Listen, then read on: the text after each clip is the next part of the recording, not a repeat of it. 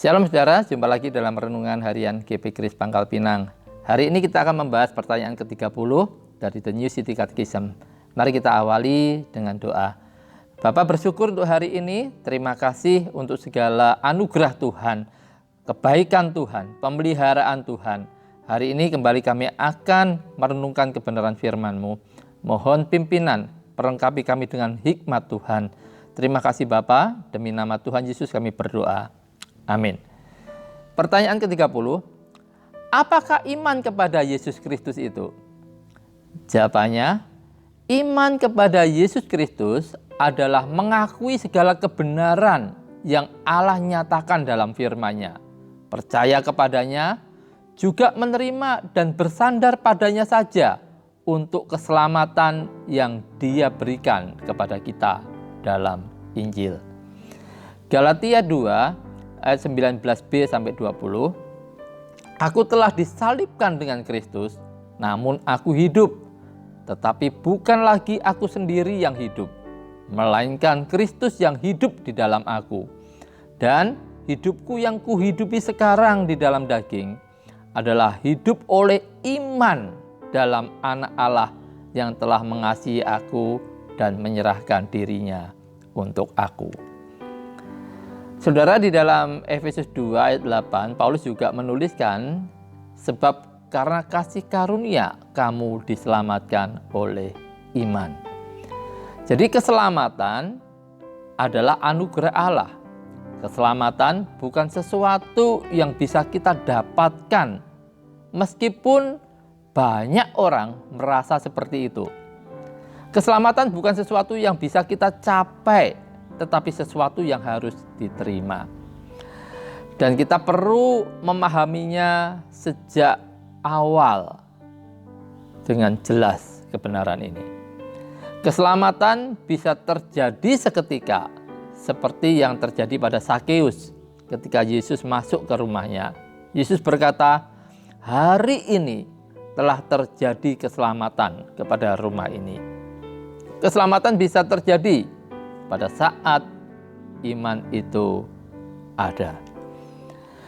Menurut Jonathan Edwards, definisi yang paling baik dan paling jelas tentang iman adalah merangkul. Kata merangkul adalah ungkapan metaforis, saudara, yang mencakup percaya. Ya, karena percaya adalah langkah pertama jiwa dalam merangkul atau menerima suatu narasi atau pewahyuan. Jadi pembenaran oleh iman adalah merangkul sepenuhnya penyataan Yesus Kristus sebagai juru selamat kita. Ada penyerahan sepenuh hati dan pikiran kepada pewahyuan itu yang dilekatkan dan diikuti dengan kepercayaan, dengan kehendak dan perasaan kita. Kita diselamatkan oleh iman. Ini merupakan hal yang kita jalani sepanjang hidup. Ada sebuah kisah tentang seorang uskup senior di Inggris yang menyusuri jalan di kota London bersama seorang penginjil di sampingnya yang kemudian bertanya padanya, "Pak, apakah Bapak sudah selamat?" Jawab bapak tua ini penting sekali, saudara. Ia menjawab, "Ya, saya sudah diselamatkan. Saya sedang diselamatkan dan saya akan diselamatkan." Apa maksudnya, saudara?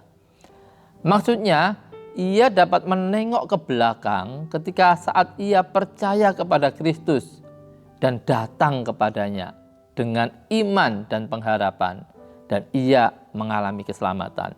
Tetapi ia juga mengartikan keselamatan itu sebagai hal yang terus dia hidupi dan jalani setiap hari. Dan keselamatan itu juga merupakan hal yang akan ia alami dengan sepenuh-penuhnya ketika ia sudah bersama Tuhan dalam kehidupan yang akan datang. Saudara, keselamatan dimulai ketika Allah membuka mata kita untuk menyadari betapa kita sangat membutuhkan Kristus. Selama kita berpikir kita dapat menyelamatkan diri kita sendiri, jalan itu tertutup.